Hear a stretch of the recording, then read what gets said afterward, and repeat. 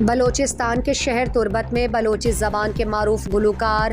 صابر چاثری کے بہو PNP عوامی کے کونسلر لالا نور بخش کی اہلیہ یونس نور اور نجیب نور کی والدہ محترمہ کی رسم سوئم آبائی علاقہ چاثر میں ادا کی گئی۔ رسم سوئم میں PNP عوامی کے رہنما نذیر احمد بزنجو، کونسلر اسفندیار بزنجو، محکمہ لوکل گورنمنٹ کے آفیسر مختوم موسیٰ، محکمہ صحت مکران کے director Younis Gichki, DHO Kech doctor Abdul Latif Dashti, deputy director social welfare Kech Qadeer Luqman Aziz Dashti, clerk association Makran کے صدر سبزل خان، انجمن تاجران کے سابق صدر حاجی کریم بخش، سابق کونسلر حاجی علی احمد بلوچ، ماسٹر ریاض ابراہیم، ٹھیکیدار محمد عیسیٰ،